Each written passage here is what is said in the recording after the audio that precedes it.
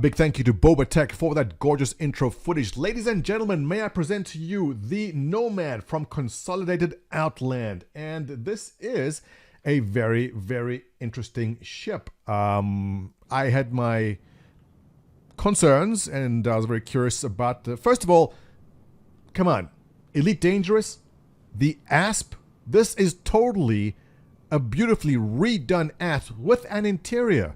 But the design inspiration came from somewhere else. Now, I'll admit I was a bit slow to get this. Run the footage. Even triple shields are no match for reckless flying. Remember that, kids. How's it looking there, Jim? Now, why were there two holes in the windscreen? I'm thinking maybe the one was flying behind, the one Nomad was flying behind the other Nomad where he clipped the rocks there and some rocks hit the windscreen and that's why the windscreen broke. Made sense to me, but then I realized they're totally doing it because of the Cybertruck, where Elon Musk threw that ball at the window and it broke. Obviously. Okay, well, now I get it. Come on, I'm not the only one, right? So here it is. It is the ASP from Elite Dangerous, Star Citizen style. And I had my reservations at first, but you know what? I've come to a happy medium here. While we're looking at the underside of the ship, the landing gear is very, very unique in that you hover. I like it a lot. I wish more ships had this, and I'm looking forward to seeing more ships from Consolidated do the same thing with landing gear. I'm a big fan of that, but there is one more little unique aspect of this ship which I have not seen anyone else mention, because I don't think many people have done this yet. I'll show you in a second. First of all, let's jump inside and take a look at this. I love the layout of this cockpit. It is very nice. Wrap around, all screens, and physicalized buttons where it, well, I don't know if all of them are physicalized right now, but there will come a time soon where every button will do exactly what it says. Well, power works, the sensors, is that working? No. But there'll come a time when this all works, and the reason being, when you go to VR one day, you want to reach out with your hand and touch things.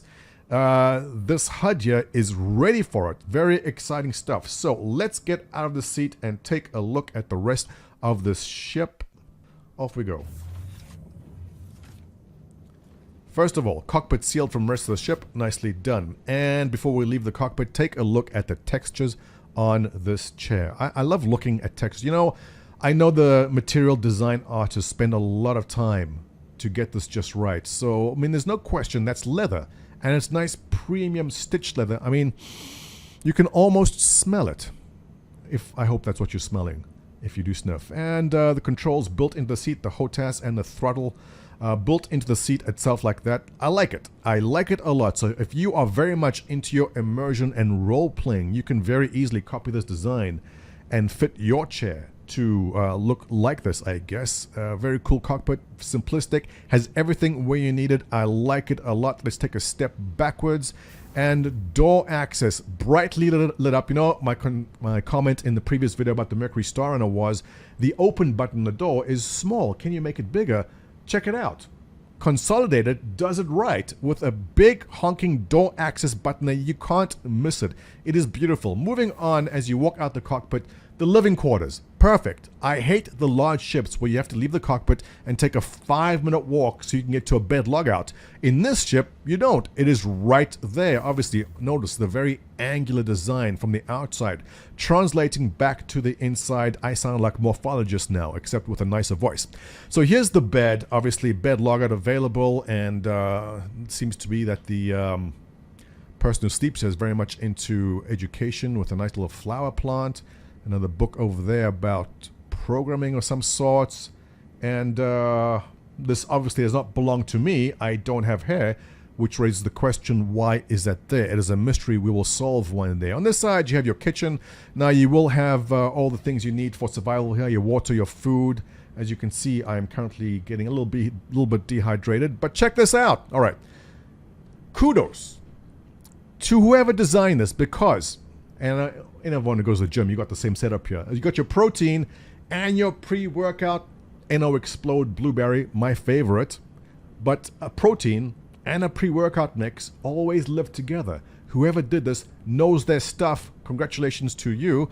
I don't know what this is. Seems to be parsley maybe, or oregano in little containers, I'm guessing. And some, we don't know what the rest are. But let's take a walk outside and see the rest. We even have a house plant for oxygen, right? As you walk out over here, are you the shower or the bathroom? Yes. Look at this futuristic toothbrush, by the way. Can you see that? That's the one which brushes all the sides at the same time. We are indeed in the future here. And here we have one of the components. What are you? I'm not going to say that is it's not a shield generator. Is it the quantum drive maybe? I'm probably wrong. And I know everyone is probably correcting me in the chat below. And cargo access, but it's deceiving because cargo is not accessed from inside the ship at all. The cargo is outside the ship, as you know. But you can make the ramp go up and down from that button over there. Interesting design. Obviously, they've taken a lot of inspiration from the Cybertruck with the back. We'll take a look in a second now. One last thing left in here is obviously the closet. And if you're in the closet, you can come out the closet like that with very straightforward and easy controls. I like it. It's great. You've probably all seen the exit and entry, the elevator, the stairs here. They unfold in a very pretty and satisfying way. Let's take a look at that. I'll open them for you. Open ladder. Beautiful. You know, these little things make me so happy. But now stand back and be prepared to see something very cool. And that is a custom exit animation into 0G, which I have not seen in any other ship. Am I wrong? Has this been around and maybe I've just ignored it? Is this new? Watch as he steps off into space. He's going to push off. Ready? Watch. Oh, I was completely wrong. Okay, let's try that again. Note to self, edit out that previous part. All right, ready guys? Watch this. Exit to 0G.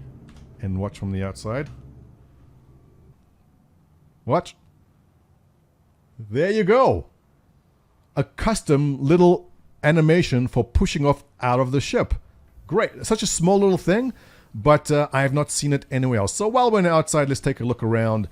Obviously, fans of Elite Dangerous are jumping with joy. This is the much beloved Asp, which was a great little exploration ship in Elite Dangerous. On the top there, we see a couple of the size 2 gimbal, and the bottom one is another one over there. And moving around to the more interesting part of the ship, which is the open and back part. Listen, this design, I wasn't sure at first, but I like it a lot. I like it a lot. The question is, should you get this ship? And I'll give you my answer in a sec. First, let's look at the back. The design language is great. I love the sharp lines, very reminiscent of the Prowler in that sense, which I like. The sharp lines, the sharp designs on the Prowler and the upcoming Shrike also. So definitely a big fan of the design of this. And the most interesting part, obviously, the back, the open-ended back. Now I've seen people do very, very creative things. You can fit a friend in there with a couple of rocket launchers and have them shoot things behind you. You can put your rock mining in there and shoot and mine rocks from the back. Now it does have its own gravity. Let's just zoom around this side, and as you approach, you'll see the gravity kick in, and there you go, nice smooth landings again. So yeah, definitely an interesting feature. I like it. I like it a lot. But the question is, should you get this ship, or why will you get the ship? So I've reached, there's a lot of internal debate about this, and I've kind of reached a conclusion that usually I'm all about the min-maxing. I'm about the stats. Does this have the fastest drive? Does this have the best weapons? But I'm finding that I'm getting to the point, which is kind of interesting because we don't really have a full game out there, but I'm getting to the point where I'm more about, does this ship design just speak to me? Is this something I want to spawn there and jump into, go, yeah, I love this design. And you know what?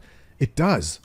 I definitely see people taking this over the Cutlass, because the Cutlass is more of a pirate kind of themed bad boy kind of ship, where this, now the stats don't measure up to a Cutlass. It's less than a Cutlass in almost every single way, But the design of it speaks to me, and I think it will to many other people. It's going to give you an option. If you're coming up from the Mustang or the Avenger or the Aurora, and you're moving up to the next level, usually you'd go for the Cutlass, but now there's a new option, and the option is this. So if you don't want to fly a Cutlass because it has kind of a reputation to be used as a pirate ship, then this is definitely where you want to go. And I got to kind of put the mindset behind me that it's all about the best weapons and the best speeds and the best fuel capacity, because it isn't. It will come down to, now with different, we can choose different skins. This one has a black skin and there's another colored skin, of customizing your ship.